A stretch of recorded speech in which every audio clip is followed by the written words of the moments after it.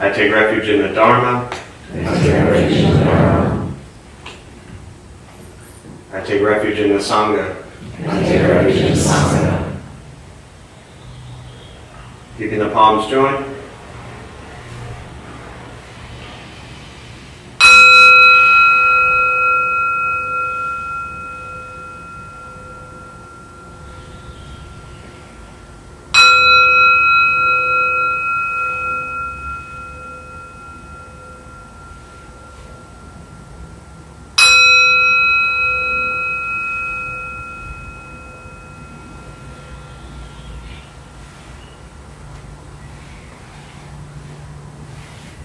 Put the palms down.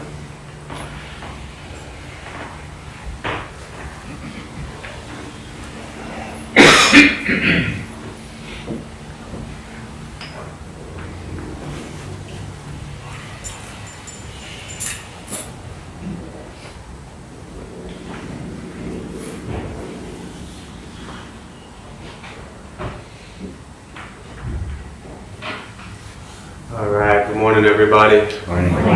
Nice to see you all here. Thanks for showing up.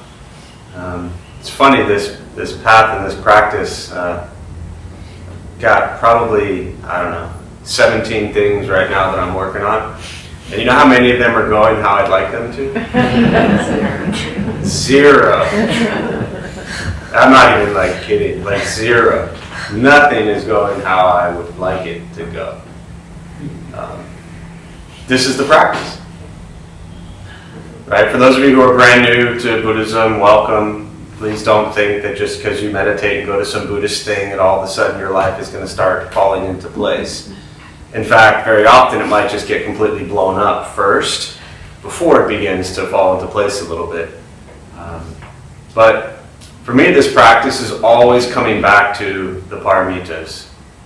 Generosity, morality, patience, diligence, concentration, and wisdom. And that's it. And this path and practice is figuring out how do we integrate these teachings into our daily life. Not, well, I have my life and then there's this thing I go to. But how do I take where I'm at into my life? And so for me, when I look at these 17 projects that none of them are going how I'd like them to, right? The first thing is to practice non-attachment before we even get to the Paramitas. The practice of non-attachment says things are going to go how they go. We impact how they go, but they're going to go how they go. And if we don't attach to any outcome, then we're able to sit with what's actually going on and not be destroyed by it. And just see it and be like, yeah, wow. 17 things going, none of them how I want. Beautiful. That's, to me, this is what I do in my life with practice. That's the first step, is to just observe all of that and not attach to any of it. And then once you get through that, because what very often can happen is if you allow what's not going well in your life to really impact you, then you're just destroyed from the get-go. You don't even get to practice the Paramitas. You're not even in a situation or place to practice the Paramitas because you're too destroyed at the fact that things aren't going how you want them to. Now, if you've made it this far in life, you've probably figured out things are just never going to go how you want them to all the time. That's just life. If you haven't figured that out by now, then I hope you figure that out soon. Right? So then we practice the Paramitas. The practice of generosity. How do we give our heart, our mind, and everything to whatever it is we're working on? That's the practice. How do we give to that? The second one is morality. How are we honest with what's actually happening? Meaning, can we look at something and say, yeah, this just isn't working. It's not going what I had intended to or how I had intended it to go. Can we be honest with that? Or are we in denial and trying to, mess with things? Or can we just honestly look at something and say, yeah, this isn't working? And again, practice non-attachment and move on to something else, potentially. The third one, and I'm just going to run through these pretty quickly before we sit, but the third one is patience. Very often in life, all 17 things that you're working on, they just need you to be patient. They will play out however they're going to play out. If I don't attach to how they're going to play out, I can be patient and just let them happen. As opposed to trying to force it and fix it and change it and manipulate it, which is where we often spend much of our time. I don't like something, I must fix it now. Honest with reality is, this is how life is occurring. Can I be patient and sit with it? And then diligence. Can I work hard at setting things in the direction that I would like them to go? Very often we haven't even made it this far because we're too destroyed by the thing not working how we want it to. Or we lack the patience to even continue to work. So keep working. All right? This practice isn't about not caring about how things turn out, or not working towards things. But when they don't go how you want them to, that's a huge opportunity and lesson to continue to be diligent and work hard. If you want to change things, you have to change. Right? It's like the story I always share. If you're on the 15, if you're in Poway and you want to go to Mexico and you get on the 15 and you start driving north, you ain't getting to Mexico. Right? So you have to work hard. But the next one is to concentrate. That's the fifth paramita. The mindful meditation concentration practice, which is to be able to explore, where is my level of focus and concentration on what I'm working on? Meaning, if I really want to go down south of the border, but I'm focused on driving north, wrong way. So maybe we need to shift. And sometimes we have to default back into the patience phase because we have to allow ourselves and the situation to breathe instead of trying to smother it, which we will often do. And the last one is wisdom. And wisdom really for me always is applying the first five.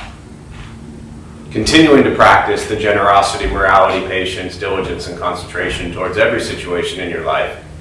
And having the wisdom to know that if you practice those things, things will work out however they will work out. And at the end of the day, after practicing all 6 of those paramitas, all 17 things I'm working on that are going exactly how I don't want them to go, they might still go exactly how I don't want them to go. But at least for me, I followed the path and the practice, coming from a place of good heart, good intention, good effort, and not attached to the outcome. Because at the end of the day, I'm sitting here, I'm breathing, I got food to eat, place to sleep, people care about me. What's wrong? Really? Not so much. So when we let go of trying things to be exactly how we want them to, for those who came in late, I just started by saying I have about 17 things I'm working on right now, and none of them are going how I want them to. So learning to be with all of that as we go through life. And things are good. And now we get to sit and breathe, because whatever I just talked about is gone, done, and here we are. So now we get to sit and breathe, abide in sensation of breath, abide in gratitude for just sitting and breathing, and stop trying to force things. Things will go how they go. So with that, we're going to sit. To those who are joining virtually, welcome. Thanks for showing up. Benton, good to see you. We miss you, of course. Feel free to say hello. There's a chat box somewhere on your screen. For those who are sitting maybe for the first time or here for the first time, a couple things to tell you before we begin. Nothing's going to happen to you. Right? You're not going to float away. You won't have any mystical, magical experiences. The mind that races all day long is not going to shut off. Don't judge your practice. You don't ask yourself, is this working or not working? Are you doing it right or wrong? We're just going to sit. We're going to breathe. You'll hear sounds inside, sounds outside. This is life. Life is filled with chaos. Practice is learning to be quiet and still within all of the chaos.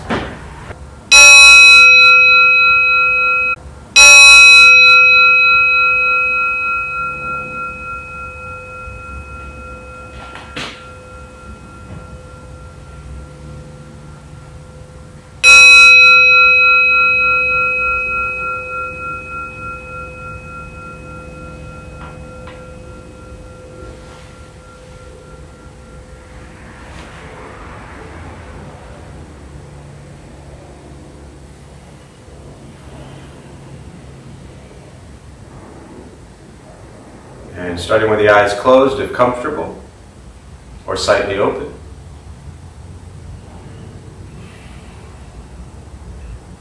Mouth is open or closed.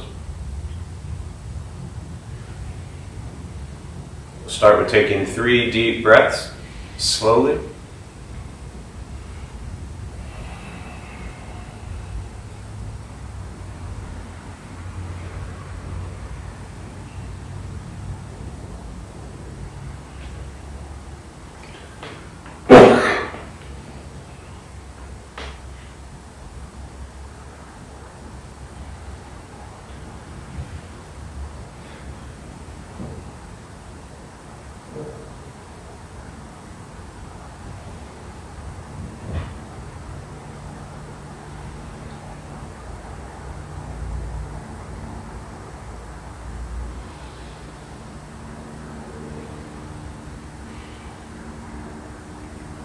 And eventually, settle into a natural rhythm of the breath.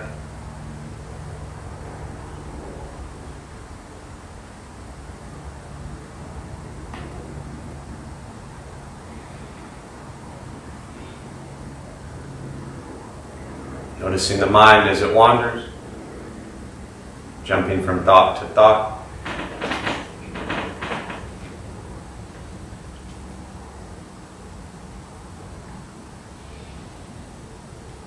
Start with gently guiding the attention, focus, to the stomach or chest.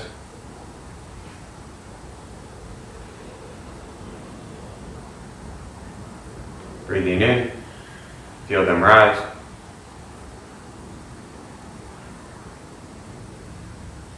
Breathing out, they fall.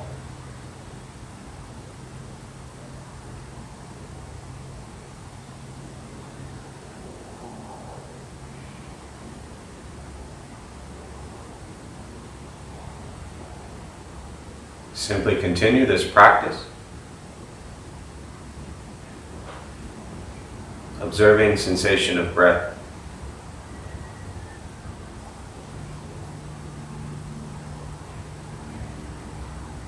Expecting nothing but to sit and breathe.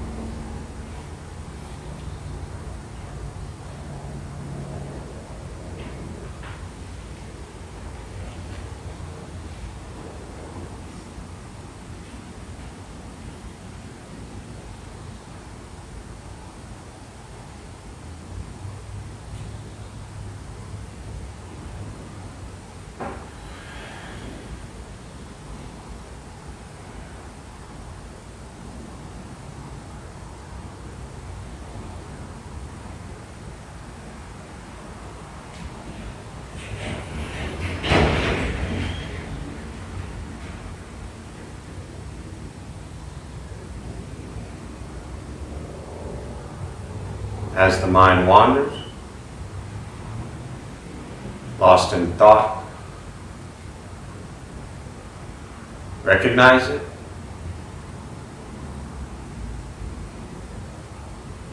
Release that thought. Return attention, focus to the breath.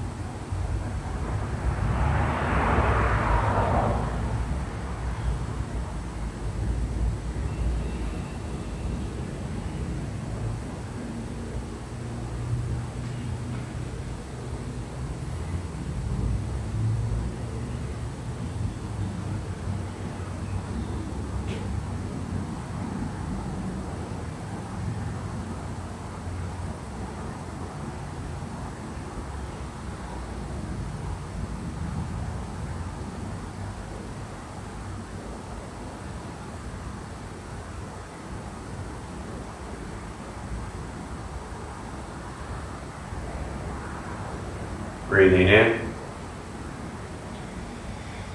follow breath in,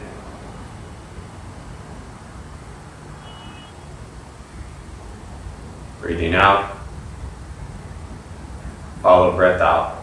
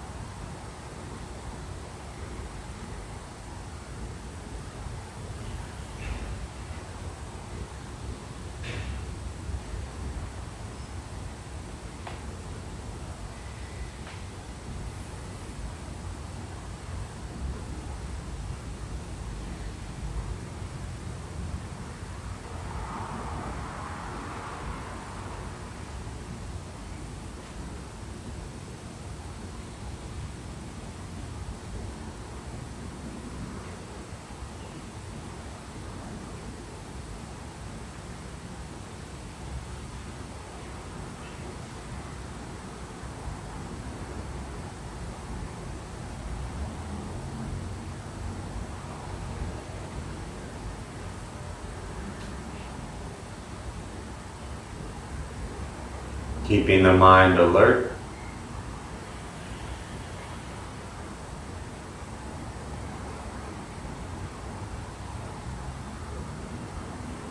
Aware of each sound.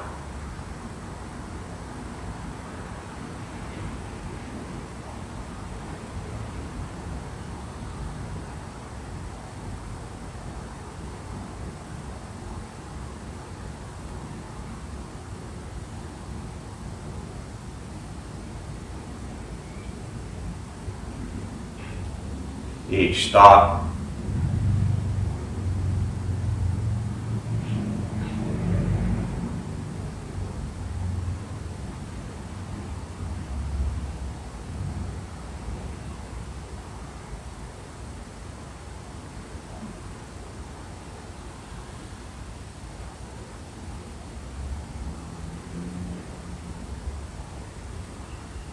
Each physical sensation.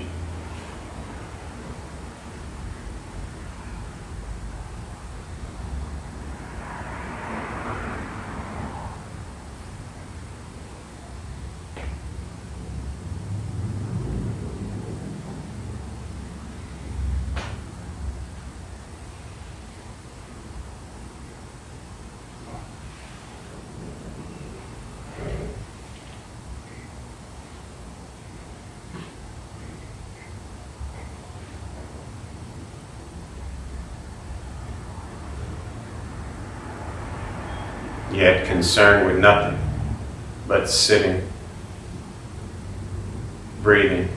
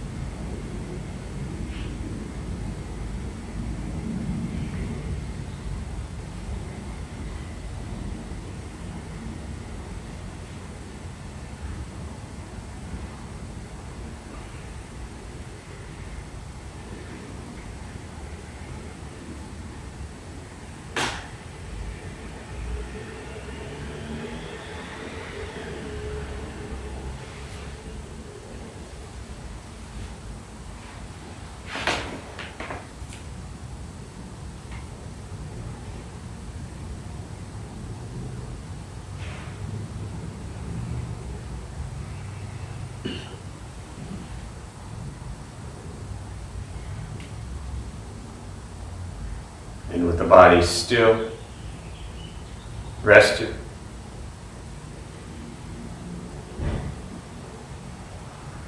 and the speech quiet,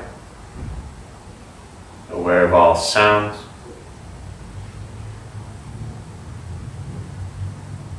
and the mind learning to settle.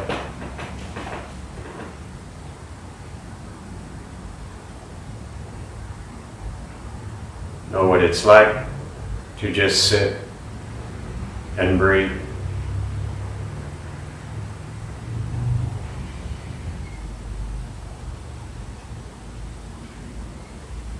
Knowing with each breath, there's nothing else to do.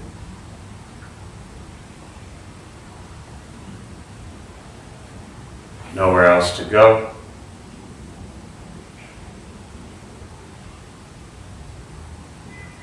And no one else to be.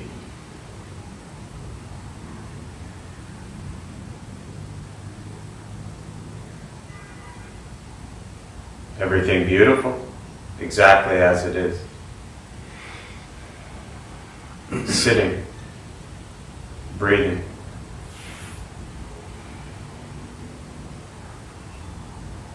And once again,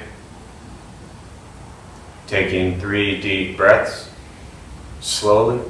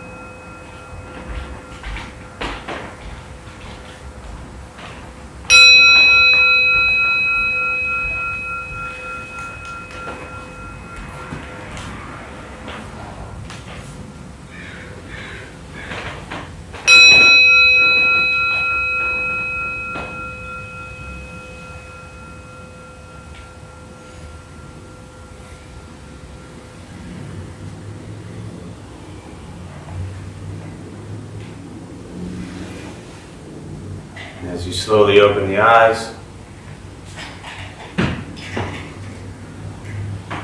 slowly beginning to move. The most important with the practice of meditation is to recognize how you feel now, immediately after.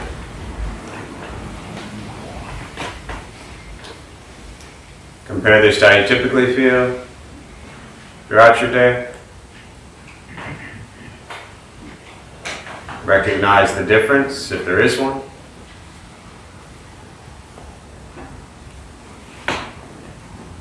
Ask yourselves how you prefer to feel every day for the rest of your life. And realize however you feel now, if it's quiet, calm and still, or a busy mind, racing mind, whatever you're sitting with at this moment, has nothing to do with anything I said.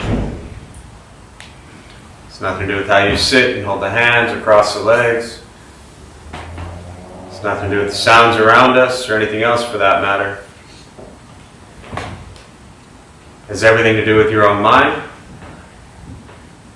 and your own mind's reaction to an external condition. This is what the Buddha called pratitya samuppada. Means dependent origination. This is the basis of the Buddha's awakening. The word Buddha simply means awaken. He was a human being, no different than any one of us, who began to understand why he suffered, why he got angry, sad, depressed, stressed, anxious. He began to understand the causal relationship of all phenomena. And what that means very simply for all of us, regardless of where you come from or what you believe in or where you think you're going, your whole life is filled with things that happen. You react. More stuff happens. More reactions. That's it. This practice is simply learning what it's like to respond to something quietly, peacefully, still. Because for most of us, the way you responded to the last 20 minutes is quite different from how you respond to every other 20-minute period of your day. And so all we're working on is closing the gap to where the way you feel now is closer to how you feel always. Just as driven, motivated, productive, successful, whatever that means to you in your respective lives. With a mind that's steady, clear, focused, distracted by nothing, disturbed by no one. It's not an easy practice. It's not necessarily fun. It's not an escape, as often people think it is. It's direct perception into the present moment. And the present moment very often is filled with chaos, conflict, challenges, difficulties. And the thing most people do is they try to run away from that. as opposed to sitting with it. So the meditation practice is an opportunity to learn to just sit with life as it is. Not trying to fix anything, change anything, correct anything, control anything, manipulate anything. Just sit and breathe. And everything's okay. Meditation is free. Buddhist practice is free. It's just sitting, breathing, learning to be kind to yourself and everybody else you encounter every moment of your life. And that's it. It doesn't change. It's a daily practice that just keeps going. It's not that complicated. But we can often make it complicated. So with that, I'll pause. For me, I always really prefer just to respond to questions. Meditation, Buddhist practice, anything you're sitting with. And to those who are joining virtually, again, welcome. Glad you're here. Feel free, if you have any questions, to put them in the chat box. I'll do my best to respond. And, well, that was quick. And we'll turn to questions. What's up? Yeah. Do you ever consider that doing less could help, or do you ever think that doing less could cause less suffering? So maybe in your case, if you're trying to do 17 things, right? And I'm not specifically mentioning that in your case. It's actually like 100 things. I just didn't want to sound too crazy. I believe you. Yeah. Yeah. But it's also something I ask myself. Like, Yeah. is doing less, could that cause less suffering? Or No. Okay. I mean, I think the amount is irrelevant. So the question for those who didn't hear it is, doing less potentially cause less suffering? You know, truly I don't think so. I mean, if I'm doing one thing and one thing only, and I'm not talking about one thing at a time or 17 things at a time, I'm just talking about, I always like to talk about, you know, I think of like plates spinning, you know, and you ever seen like magicians will put a plate on their hand and they just start spinning them, right? So that I look at projects that way, where you just have plates that are spinning. And sometimes they spin better than others. Sometimes they fall and break. Sometimes, you know, they're spinning on their own. You don't ever have to look at it. Sometimes you have to watch the plate every hour. Sometimes you can leave it alone for a week. Right? It just depends. But I you know, for me personally, I've been this way forever. And as a practice, if I have 100 plates spinning and I'm not attached to any of them, and I'm honestly working diligently through them, there is no suffering. The suffering isn't from the amount of plates that are spinning. The suffering is from our view, our approach, our interaction with the plates. If there's one plate spinning and I'm not okay with it, and that potentially like throws me off or irritates me or frustrates me or annoys me or bothers me, then there's tremendous suffering. So it really, to me, truly has nothing to do with the amount of plates. Now, I'm always a fan, regardless of, you know, doing less is great. I don't think there's anything inherently wrong with doing less or more. It's always just our approach to the situation, I think, that changes things. So, yeah. Thanks. Yeah. Yeah.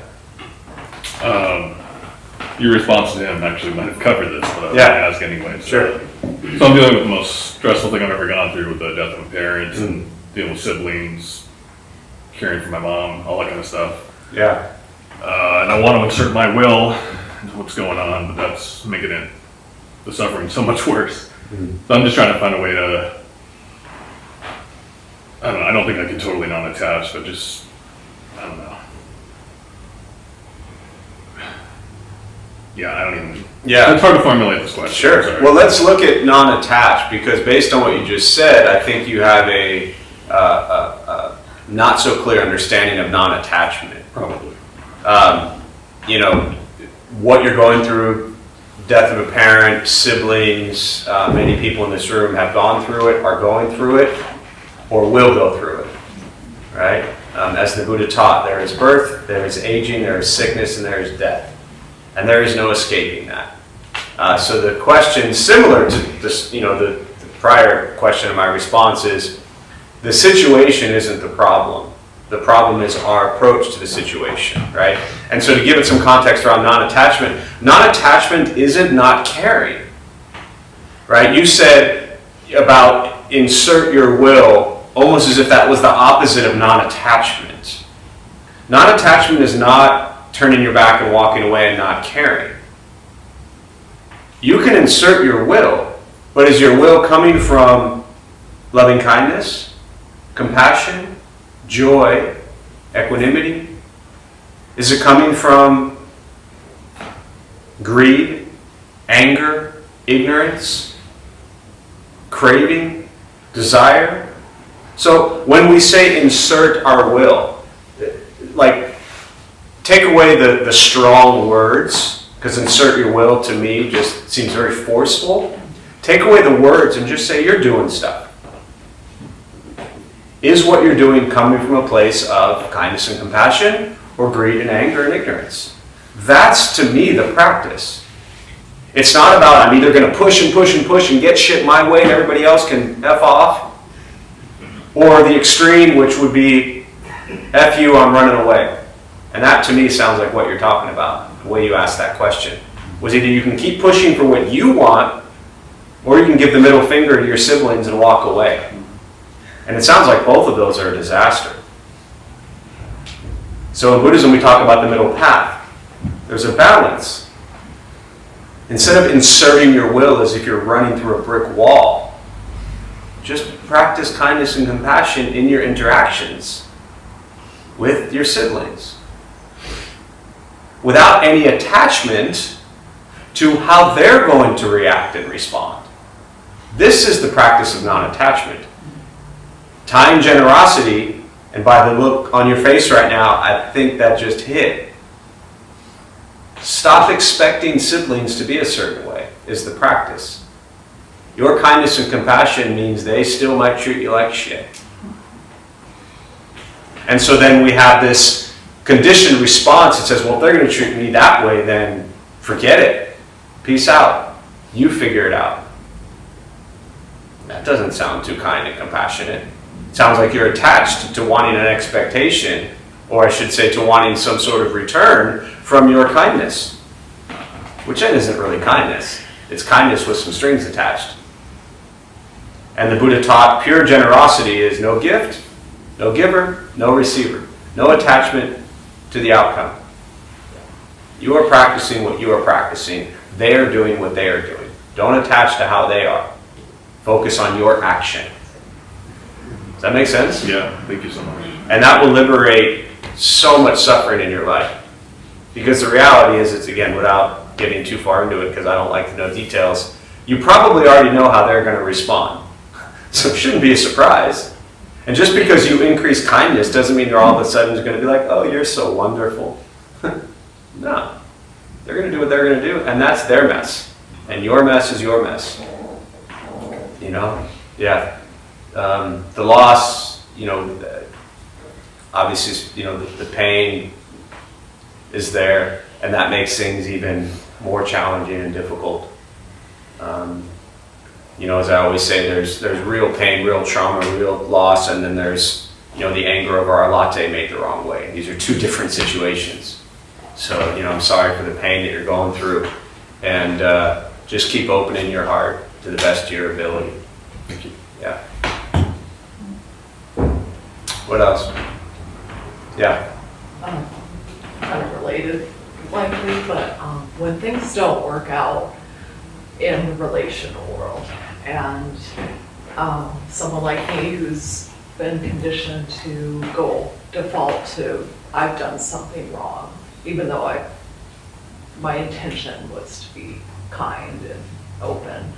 How can I have self-compassion and apply that? Mm-hmm. Especially when it's extremely painful. Sure. So the question around having self-compassion when things aren't working out, in relationships, when you don't have self-compassion, how does that make you feel? Just really angry at myself. Angry. And do you like being angry at yourself? No, doesn't help. Doesn't help. So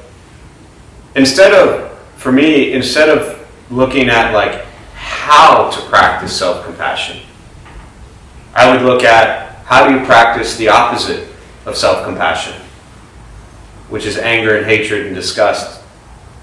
You didn't say disgust, I added that.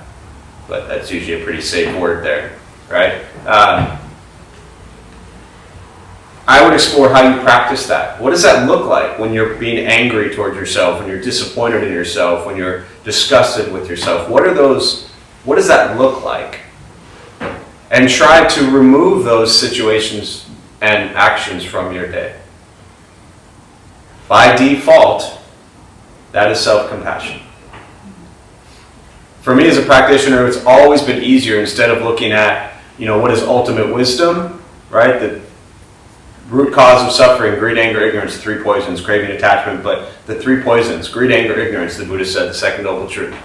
And he said to practice greed, or to get over greed, practice generosity.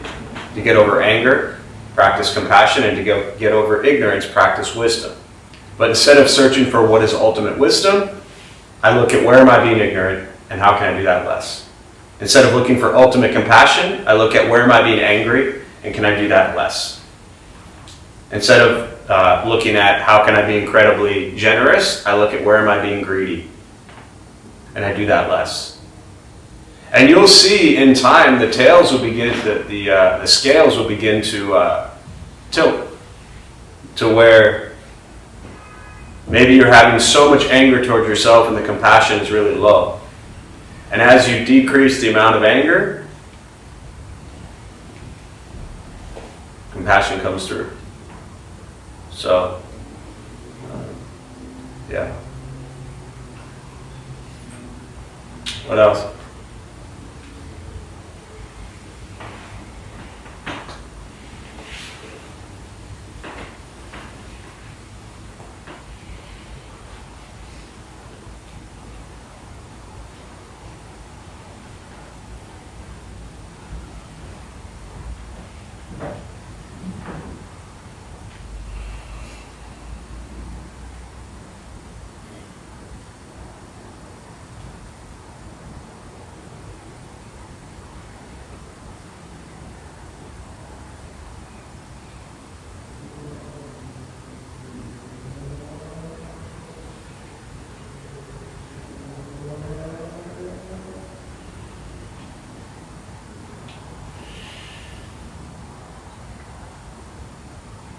I'm reluctant to ask this question, but I would ask since it's some time. We didn't talk about duality and non-duality and why good and bad have to come together. Buddha couldn't have been Buddha without Mara, that kind of thing. Could you expand on this thing? I'm confused. Yeah. So the question around duality, non-duality, good and bad, and that the example you gave, the Buddha couldn't have become Buddha without Mara. So just to give a little context for those who are not familiar with Buddha or Mara, in the story where the Buddha awakened, right? They say at 35 years old, after he left the palace, he was a prince, roamed the base of the Himalayan mountains for 6 years, sat down under a Bodhi tree for 21 days, as it said, and apparently said, I'm not leaving until I figure out why we suffer. And during those 21 days, lots of things happened, but he was challenged by Mara. And in the story, Mara is like this kind of monster that, throws all these things at the Buddha, and Mara throws arrows at him, and the Buddha just sits, puts his hand up, the arrows turn to lotus petals and fall to the ground. Mara begins to rain hail, thunderstorm down on the Buddha, and King Cobra comes up underneath him, the 7-headed, they call Nagas, but in case you've never seen underwater shape-shifting serpents known as Nagas, I just use the example of a king cobra, and gives him a seat to bring him off the ground and then covers him to protect him. So it shows us what we fear, if we actually sit with it, could potentially protect us. Then Mara begins, a number of things happen, but Mara begins to dance his beautiful daughters in front of the Buddha, thinking, this time he's just Siddhartha, he's just the guy, right? And he was just the guy after, but... and so Mara just sits with that, and even, the temptation couldn't disturb him. So after all these things, Mara says, "Who bears witness to you defeating me?" And the Buddha Siddhartha simply touches the earth to show that the earth, as a witness, defeated Mara. Mara is really just the mind. Mara is not a person, it's your own mind. So in the story, it's illustrated very often with these, people and places and things, but it's really all coming from his own mind. And so then they say he understood the cause of all suffering, all craving, all desire went away, the earth trembled and shook as he defeated Mara, and then the 5 dudes came up and they said, "Look, there's Siddhartha, we'll sit with him," and they called him the Buddha, the awakened one, right? So the question is, well, you couldn't have the awakened one without Mara. Correct. You want me to say more? Yes, explanation. That part I understood. So what's the question? I know you understood that. How does, it's considered to be one and the same thing. That's the non-duality, and that's where I'm getting hung up. Understood. So, and for all those years you've known me, you know how much I love talking about non-duality, because as soon as I talk about non-duality, there I am bringing duality into it. Yeah, but that's why I was so reluctant to ask. Yeah, it's okay. It's okay. So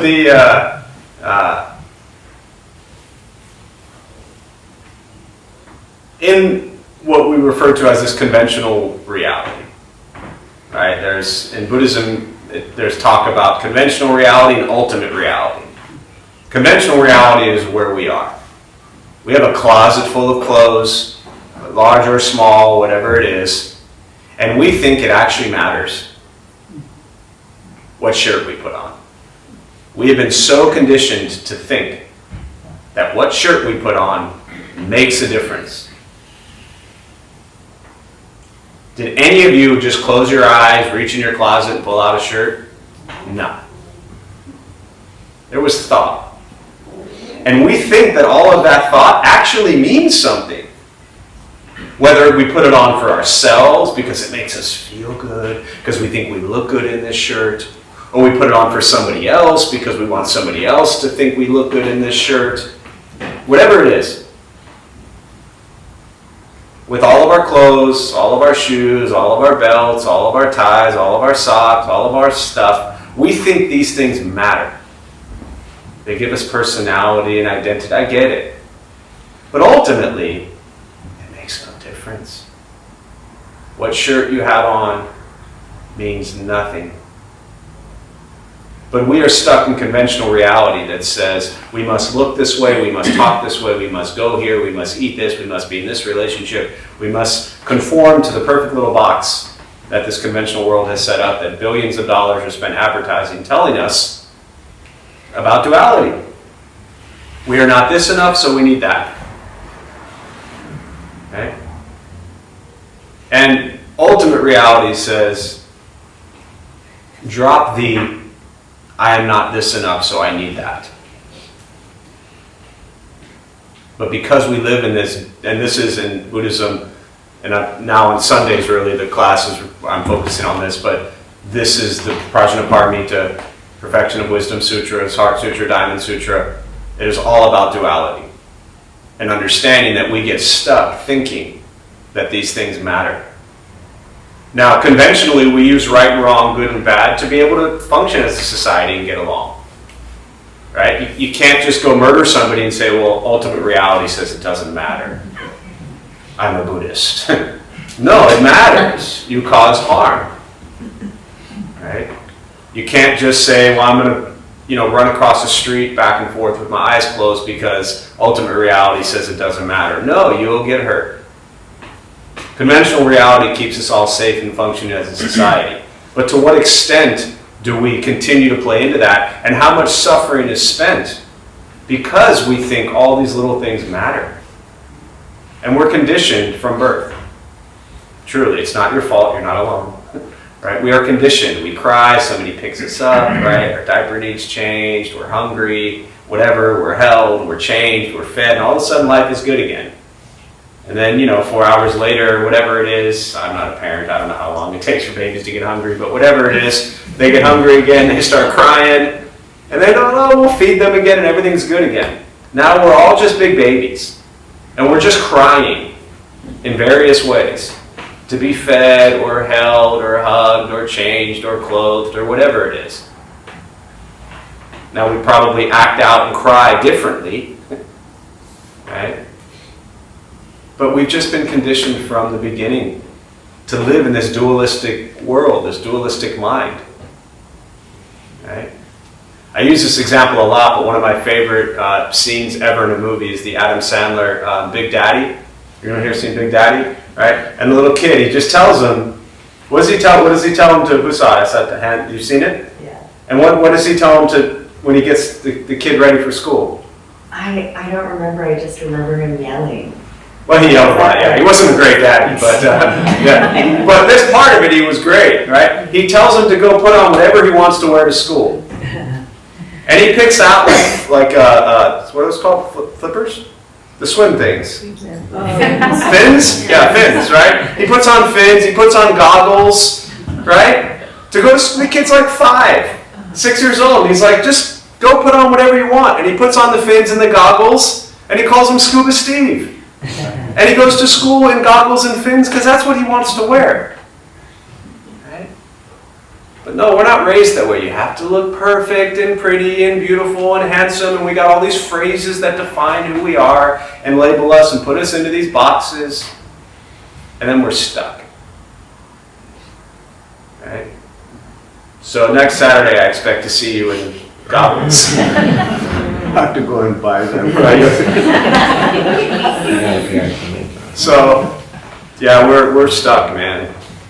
And so again, I don't, similar to my response earlier, for me as a practitioner, I don't sit there and think like, when am I gonna abide in, and not get to, because we're already in it. That's why it's not like you're trying to get to non-duality. You're abiding in. I don't think, when am I going to abide in non-duality? I think, how stuck am I in duality? In little ways, little things. With clothes you wear, food you eat, places you go, cars you drive, whatever it is. How can you not be so stuck in conforming to what everybody else says and thinks you should be and do?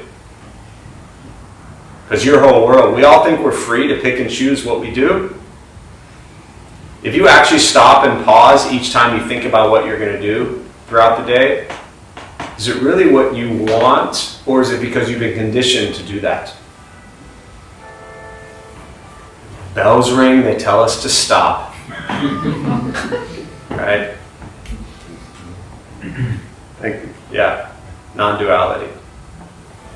But that's about 2 minutes ahead, so any other... do one more question before we close.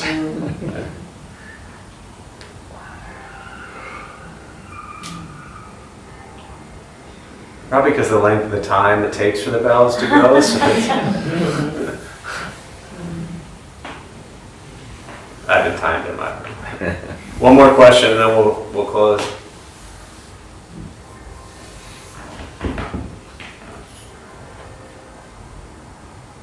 Yeah. This isn't a question, it's just a comment Oh. in this regard. I graduated from high school in the early 60s, and Lucky you. yeah, a little while ago I was looking at the yearbook and I was like, all the girls had this hideous hairdo, and I had it too. This big bouffant thing, you know? And I was thinking to myself, where was my head with this? You know, what was I thinking? And it's exactly what you're talking about. It's just, it seemed Yeah. normal. So you're saying the 60s haircut was worse than the 80s haircuts? Right? So, but that's a perfect example. So for those who didn't hear, and I'll kind of close with this thought, that you said you graduated high school in the early 60s, and you were looking at yearbook pictures, and everybody had the same hair, and you were thinking, what were we all thinking with this hair? But at that moment in time, you all thought, that's how you're supposed to look. Yeah. And then in the 80s, that's how you were supposed to look. And whatever year it is today, this is how you're supposed to look. until you reach a point in time where you realize it doesn't matter how you look. And you're always going to look back, most likely, unless you begin to shift this in your mind, right? But let's just say today, right? Did you comb and brush your hair today? A little bit. A little bit, right? I mean, the reality is as we age a little bit, we care less and less, right? But we do. And then as we age, hopefully it doesn't take so long where you just stop caring about that stuff because it doesn't matter. But we're looking that way, why? Because we want to make sure that other people think we look okay.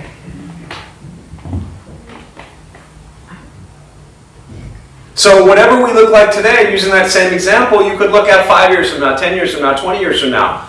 And what you look like today, you might think looks good. And 10 years from now, you're going to be like, what the hell was I doing? But it's not even you. It's what everybody else is telling us what we should look like. You know? So, yeah, I mean, 1988, I was 13 years old. And I'm pretty sure the hairstyles that we had back then never looked good. But that's what we had, you know?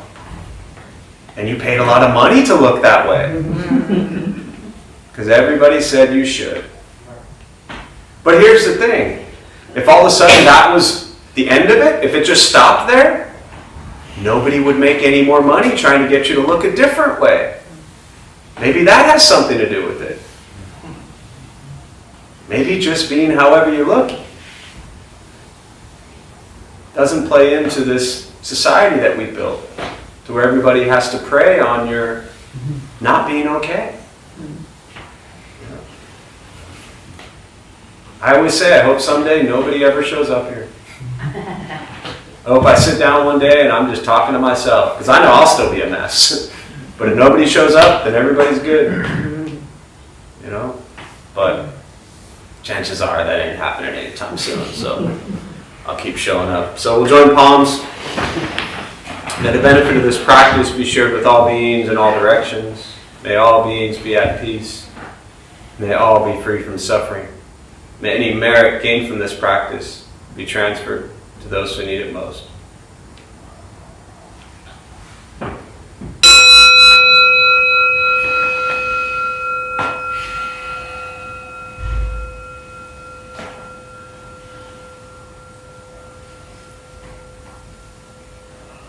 All right, just a few quick announcements before you all head out. Thanks for being here. My name is Jeff. I'm a Dharma Bum.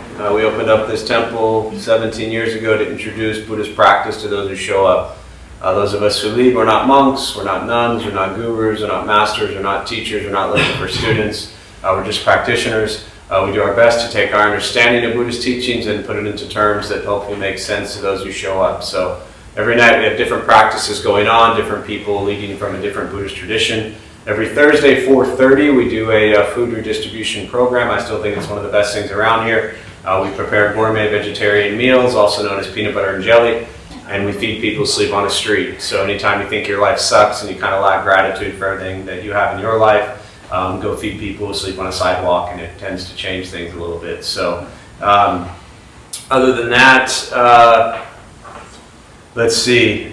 As I quickly mentioned, Sunday, I'm doing a new class on Sundays where we're focusing, Sunday 1 o'clock, 1 to 2. We're going to focus each week for now on the Heart Sutra. It's a very short sutra, so we'll take only about a year and a half probably to go through it. So that's every Sunday at 1 o'clock. I think we're having a Tibetan Lama come Tuesday night as a special guest, but I haven't quite confirmed that yet, but I think we're good. So that'll be Tuesday. Other than that, normal stuff. Buddha for You is there if you need anything. If anyone wants to hang out and help clean up around the temple, you're always welcome to. We have no cleaning crew. We are it. So thanks all for being here. Be well.